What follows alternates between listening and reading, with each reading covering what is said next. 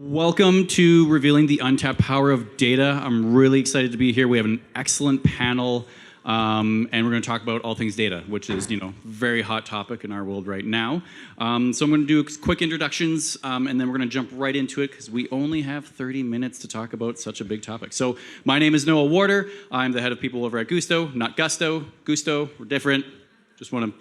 It's happened to all conference. People keep making that mistake, so I wanted to put that up. Our amazing panel. We've got Amit, the CEO of People Analytics Success. We've got Marty, the CPO of Sequoia Consulting Group. We've got Ian, the founder, CEO, CTO of ChartHop. And Yelena, the VP of People at Thumbtack. Did I do that right? Did I get it right? Awesome. Excellent. So we're not going to dive into any of the deep introductions because, again, we've only got 30 minutes. You can all see it on the app. And just a reminder, if you have questions, go into the app, click on that link. I think there was instructions up there at some point, and throw them up there. We'll answer as many as we can. We can see them on this nice big screen right here. But before I start asking our panelists questions, I want to get y'all's perspective on data and how you're doing this. So just raise your hand when I give up an option. I'd love to hear about your journey into data and people analytics. So raise your hand if you have a dedicated team doing this in your organization right now. We got 1, 2, 3, 4, 5. Okay, a few people, awesome. What about it just like a dedicated person? You got one person doing this. Okay, I got a few more, awesome. And then a fractional person. Maybe it's you, maybe it's somebody on your team. All right, the majority of people. And then no idea where to start. You're kind of here to learn, and you maybe have a couple of tools, but you probably aren't using them to their full extent. Yeah? Okay, great. Thank you for putting your hand up. I appreciate that. I'm kind of in that stage of myself as well. So I'm going to kind of start the things off. So this one's for all of y'all, and so maybe we can start with Amit. Why is this topic so important to you? Why data? Why people analytics? Because if you look at the market value of companies today, most of it is in intangible value. And my belief is that a lot of that is due to everything that's locked up in poor leadership, poor management, poor HR practices, poor talent management. And what People Analytics is able to do is reveal all the connections and all the dynamics that allow us to then have a good sense of how we create value in the company, right? So you have knowledge about your employees to begin with, what they come to the table with in terms of human capital, what they're thinking and feeling through surveys, and what they do through whether they stay or leave, get promoted, all of these things. And all of that information then yields all kinds of insights about how that impacts your operational results, your financial results, and your customer results. So that's what People Analytics does, and it's all driven by data. Not just people data, but increasingly data from all of these other pillars as well. Awesome. All right. Yeah, I think data, and I'd actually refer to it as insights, is so important because it's really how we understand our organization and the health of it and how we make decisions. I mean, if you think about it, we apply a tremendous amount of rigor to understanding the financial health of our companies through tons of rigor, rituals. Like we do weekly business performance reviews, quarterly business reviews, and the health of our organization should be no different than the health of our financial performance. And so we really believe in applying the same level of rigor and a similar cadence of rituals to understanding how our organization is thriving, because that ultimately is what's going to impact the bottom line and our financial and kind of business outcomes. Yeah, I think data is just how we measure and keep track of the things we care about, which are building better organizations and accomplishing the things that we want to accomplish together. And I had the journey of, I started a company as a founder of a rapidly scaling company in the marketing tech space. And we were so data-driven about how we understood our customers and how we understood our lead gen funnel conversion and all of those things. And yet, building and scaling the organization, the team that we built, the culture that we created, that was actually the thing that was going to make or break our success more than anything else. And for me, I dealt with just a tangle of spreadsheets and bad HR systems that made it challenging to get the answers that I needed as a leader. And so I just became very interested in the problem of how can we empower every person at an organization with people data? How can we make people analytics not just a job function for a small, beleaguered HR team, but how can every single person in an organization make that organization better with data?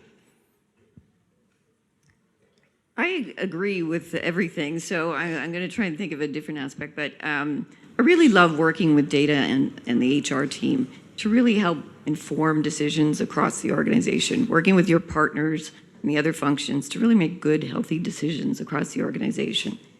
I also think that having really solid HR data really sort of cements the HR function at the table, whether it's the executive table, whether it's the leadership table, whether it's the boardroom table, but really sort of showing up with your health check, showing up with your people index, much the way that CMOs do or CFOs do, but I think that's the power of data for the HR team. Awesome. Thank you so much for that. And I know I can tell you're all very passionate about this project and this area. Marty, I'm going to go right back to you. And we talked about this when we were prepping, but you're talking about, data is this new power that we have as HR leaders. And you shared a really interesting story about how it's changed the recruitment game as well. And not just like your typical recruitment methods of time to fill and time to close and all that kind of stuff that we're all very familiar with. But you had a really interesting perspective, and I'd love for you to jump into more of that. Sure. We do have a lot of recruitment data for managing your pipeline and your funnel and time to fill and all of those things. But one of the best relationships with the most insight for me has been the connection between recruitment and organizational design. So really having your talent partners work with your business partners and your functional heads. And just sort of as an example, we were looking at our headcount plan for, I'm going to take one function for the CTO. And he happened to be hiring hundreds of very senior engineers. So we did a little what if analysis, like if we actually hire all of these people, what does the organization look like? Are we creating any unintended consequences? Does it actually flow? Do we have the right clarity? Are people understanding their ownership? And then I sort of looked at all of these people that would be coming in at say it's P5 or P6, like a very senior level engineer. Where do they go after that? How many P7s did we have? And the answer was 2. Okay, when we hire everybody, how many more P7s do we have? And the answer was we're adding 1 more. So where are all of these senior engineers going to go to? They're going to leave us in 2 years. That's where they're going to go to. So we worked with the CTO. We rearranged his I think he had about 100 that he was hiring. We rearranged the whole thing so that we built out a career path. So we turned all of those 6s and 5s into 2s, 3s, 4s, and just started to create that path.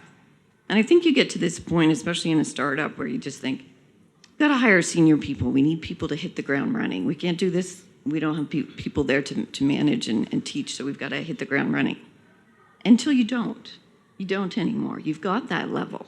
So have them turn around and manage the team and bring the team up and create those management opportunities for some of the senior ones, but also just create longevity and career paths in the organization. So now we didn't have 500 P6s. We had this stream from 2 to 3 to 4 all the way up. And we just had to sort of pause and look at our org chart and went, this isn't going to work. And in 2 years, we're going to lose all of those people that we trained for the last 2 years.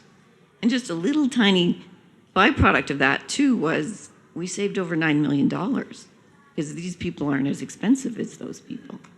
I should say that talent. This talent isn't as expensive as that talent. So I really love that connection between recruiting, doing what-if analysis, maybe using ChartHop for that. There's a little plug for you. And sort of figuring out what's it going to look like if we actually are successful with our hiring plan and pausing to take a look at that. Awesome. Thank you so much for that story. And I think the piece of the pausing, we're always running so fast, no matter at what stage we are as an organization. And so sometimes that pause is almost as important as the data itself. Yelena, I want to jump into, we talked a little bit about like data shaping culture and how do we keep the human in the data and making sure that we're always putting the human first when we're looking at all these numbers. Yeah, I think it comes down to two things. One is I actually think the data helps you understand the people much better, because otherwise you're operating from instinct and anecdote and in a really unscalable way. And so conversations around what are cultural trends, organizational trends are going to be based on anecdotes from executives or anecdotes from HR business partners, which are super important because that is often the canary in the coal mine. But the loudest voice in the room can often win those, or the person might be actually subconsciously championing some initiative that they really care about. And I think the data is what helps you really actually understand the human experience. I'll give you one example for us. Last year, there was sort of the national conversation around mental health and burnout, especially after, which COVID spike happened last January, February. And we started hearing whispers of this, kind of the anecdotes about it. And then we started seeing it in our engagement survey. We do a biannual engagement survey and a monthly pulse check. So we started seeing louder and louder data. And then what actually sort of tipped the conversation was our benefits data. We pulled our prescription drug benefits data and found that 20% of employees were on antidepressants or anti-anxiety medicine. And that's compared to a national average of something like 12% of Americans. And it was those data points that really gave us a deep sense of understanding of the magnitude of the problem for us, and then gave us conviction to invest in it and to really move the needle. And so it was almost I was gearing up for a really hard leadership conversation around this proposal that we were going to put forth in terms of doubling down on our modern health investment, doing a week-long company shutdown in the summertime, talking much more openly around mental health. But it was a non-issue. Like as soon as the leadership team saw the data and they understood the human experience through the data, which is oftentimes how executives understand things, especially in a tech-driven company, the decision became really easy. So I think it's this combination of understanding the human experience and then speaking the language of your peers and other decision makers in a way that's going to compel them to act on the people-driven initiatives that you want to champion. Awesome. I love that. And it's painting that whole picture for the executives using the language that they speak. Awesome. Ian, want to kind of come to your point. You talked a little bit when you're in talking about why you're so passionate about it, of empowering everyone in the organization with data. And so how do we democratize the data? How do we make sure that it's not just this single key holder or single team that's holding the golden keys to data, and making sure that everyone in the organization is empowered to use this, and there's some transparency around it, and they're all able to make the best decisions for the organization, because that in itself is the best thing for the organization. Yeah, we all want employees ask for more transparency. They want more clarity. They want more of a sense of belonging. Transparency is often very difficult to achieve with sensitive people data because of the nature of it. And so there's often a default that needs to be a default to keeping things really, locked down. But if you can create, for example, that example of people being able to see open roles and being able to see the level of open roles that are being recruited for, that's a level of transparency that both helps like internal folks in the team understand, here are the roles that are open, here's where I might be able to rise to that level or transfer or make a career change or refer someone great that I know. Often a hiring plan can be something that is sitting on a spreadsheet that's, locked down to the CFO and the head of people, and that's because it can have some sensitive data, confidential roles, salaries, things that you might not want to disclose. But if you have a way to share that information in a way that's safe across your organization, then that can actually change the way people participate. And the way people understand data, like to your point on people are people, right? They're going to tell their own stories, their own narratives, like filtered through their own perception and lenses. And data can start to bring people back to a shared common understanding and help people tell the same story. So if everybody knows that they're looking at the same view of the organization that upper management is looking at, that the recruiting team is looking at, that the CFO's office is looking at, that the people team is looking at, and every manager has that shared understanding, that creates the ability to empower every single people manager as a stakeholder. I've seen cases where people managers didn't know what the equity vesting status of their direct reports that they were managing was. And people have, lost great talent because there was some kind of process issue and somebody didn't get a refresh grant that they should have gotten. Every manager should be empowered with the data that they need to best take care and grow and empower their people. So it can seem a little scary to open up transparency, to open up a little more shared collective ownership, but everybody at an organization has a shared stake in building a better organization. And you can really start one step at a time with the level of transparency that's right for your org. If I could just add to that, like Ian, I'm a huge fan of democratization of data, especially in the area of talent. But just like any democracy in the world, it needs nurturing and care to protect it and for it to really be effective and for everyone to benefit. And so my caution would be just make sure that people are ready for it, because often if you provide this information and people don't know what to do with it, it becomes a little confusing, and you actually then begin to almost go backwards in your journey, because people need a little bit more guidance, they need a little bit more preparation to understand what the data mean, what's behind it, and what they're supposed to do with it. But ultimately, it's really important to get this data in the hands of all decision makers at every level, because ultimately, people analytics is about arming the decision makers with data-driven insights through analytics so they can make better decisions, right? About individuals, about teams, and about people. So getting that information into the hands of decision makers is vital. It's like the free market working its magic. I love all of the openness and transparency. Just one caution I would have, just actually working with data through the organization is, you mentioned it, Ian, but just to highlight it again, is baby steps.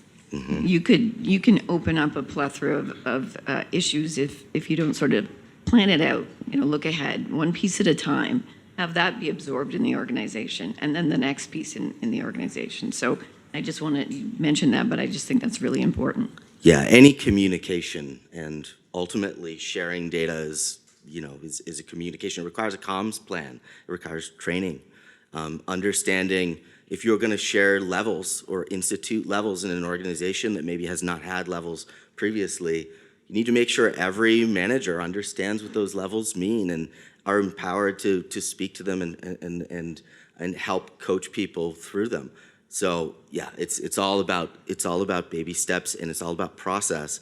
And the people team and people leadership and executives more broadly can really take a leadership role in helping people understand and navigate data as the organization shares it. Amazing. I love it. And thank you all for kind of chiming in on that. This is what this is kind of all about. And I think that actually really plays really nicely into the question I have for Amit, which is how does data influence the power dynamics and the balance of an organization? And how do you kind of make sure that things don't go out of whack? I think often as HR and people leaders, sometimes we want to just have the big bang. We want to look at this big, great thing that we're doing, and we're going to release it all at once and look at the splash that we're making. So how do we make sure that we're not upsetting that power? And if there is changes happening, how do we navigate them?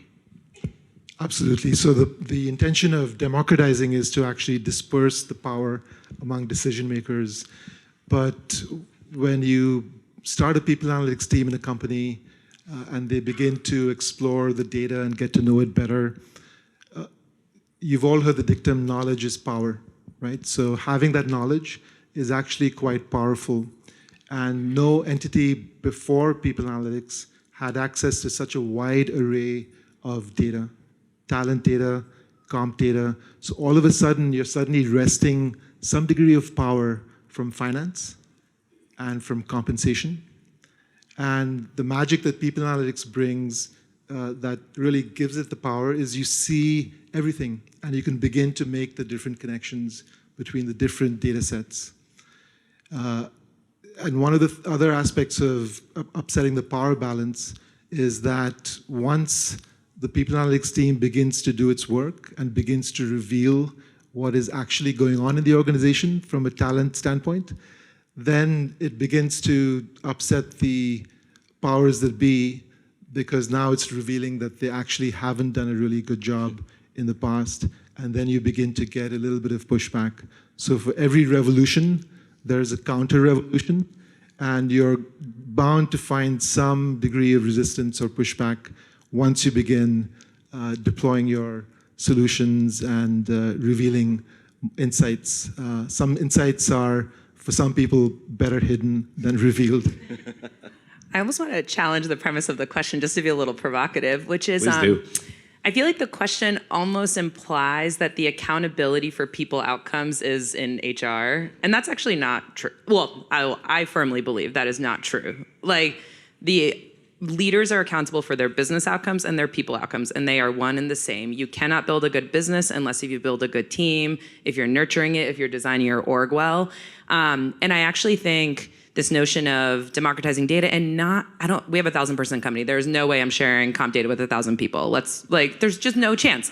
But I actually don't share the bands at the executive level where that's part of our roadmap. But by the end of the year, we want to have the top 30 people have access to this and be mature enough to understand it. And the reason it's so important is because they have to be accountable to their people outcomes, which ultimately drive their business outcomes. And so we're in the early stages of this, of trying to change the paradigm to this notion of leader-led accountability for people outcomes. And it's I come and present attrition data to the executive team or engagement data to the executive team. I actually think a much healthier dynamic would be our COO presenting his org health that cuts across recruiting, engagement, and retention. And the people team is in the background helping him understand it, providing the data, providing the BP coaching, all of that stuff. But I actually think we should be getting out of the way. That is what ultimately leads to the healthiest org. And I think that's the best use of data. And it's really just drawing these parallels from how do we manage our business and financials to how do we manage our org, and building up the same level of rigor and rituals to do both of them in tandem, and quite frankly, putting the leaders in the hot seat to kind of show what's working and what's not. I love that. I'm completely aligned with that. That's fantastic. Thank you. And one of the things that you triggered in me was the retention number. And you see a lot of HR departments that one of their metrics is retention. I don't think that people are leaving the engineering department because of the HR coordinator. I don't think that's happening. So I'm quite used to having, here's a retention number for the CTO. You talk to that. Here's a retention number for the finance department. You talk to that. But just, turning around and looking at the HR department when somebody left in X function doesn't make sense to me. Yeah, the HR team's job is to partner with the business leaders and put the data in front of them. Like, you have a turnover problem in your part of the organization, put that data front and center, and a leader should be able to solve that. That's their job, And if the HR leader can be the partner in that and helping solve for it, that's empowering to everybody. I don't know if I see it as this sort of zero-sum game of organizational power shifting. I think if you're building a better organization, you level up everybody. That's what growing a good team is all about.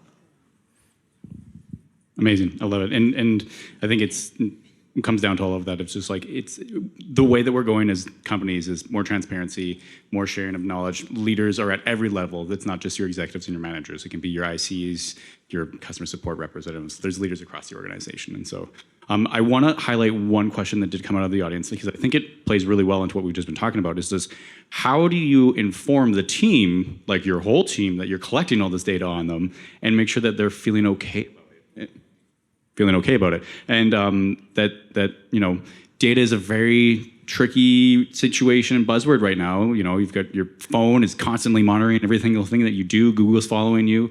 So how do we make sure our team is comfortable with all of this data that we're collecting on them so that we can make these decisions? If I may speak first, so I think this is a really important question. I'm glad you highlighted it. The situation is very fragile and very fraught, because the minute that employees feel uncomfortable about their data being used in any way, you're sunk. They're not going to answer feedback questions or fill out surveys. They're going to be very, very hard to get data on it in the future. So I think you always have to be transparent about what are you doing with the data and how it's going to influence them, and essentially sell them on what's in it for them, which is better outcomes for talent programs and better outcomes for the company. Anybody else want to add to that? I mean, don't be creepy about the data that you collect. Like, be just honest with people and transparent about what data you're asking for, and be accountable for the outcomes that you're going to drive based on that data, right? If you run an employee survey, like, follow up and share the results of the survey with everybody and talk about what you're going to do about it. I think as long as you're just honest and transparent with people, you will build that trust, which is foundational to everything else that you want to accomplish. Don't be creepy. That's our new motto. That's fantastic. I also think that it behooves you in HR in many circumstances, but to go and get ambassadors in the company. Start with a pilot somewhere, turn them into the ambassadors or the megaphone for what you're trying to do. So it's not sort of in HR and there's HR again doing the creepiness or whatever. But find some partners in the organization and they can say, hey, this is what we did with the data and this is why they collected it, and it's pretty amazing. So I think that helps through the partnership. Amazing, awesome. There's just another question here, and I think I know the answer to it, but I also want to just ask, is this at what stage of a company can you start tracking people analytics? And I have my own opinion here, but you all are the experts, so I'm going to leave it to you. From the beginning. From day one. Yeah. I think the nuance. Of course, you should. Like from the beginning, I think the nuance is. It's actually, I think, similar to if some of you were at the tech panel right before. I think there's a similar path in that where you are in your at a 50-person versus 200 versus 1,000-person company, the level of rigor that you're going to apply is going to vary. I will say when it comes to, I think almost implicit in this is like, when should you start a people analytics function? And like, when should you build up these capabilities that will unlock the tracking? I really think the way to think about it is like, how are you making decisions within HR? Therefore, you need data. Therefore, you need the capability. And the earlier, the better. And I think it's actually thinking really holistically around the different capabilities here. There was a question that popped up around like, how do you do analysis when you have really messy data? And it's both. It's like thinking through the actual analysts that are required, the data warehousing, data engineering that's required, the tools that are required. But I think you can't start too early and just build up that muscle, because it'll just be a snowball effect where the easiest thing to start with is engagement surveys in terms of building up that organizational muscle.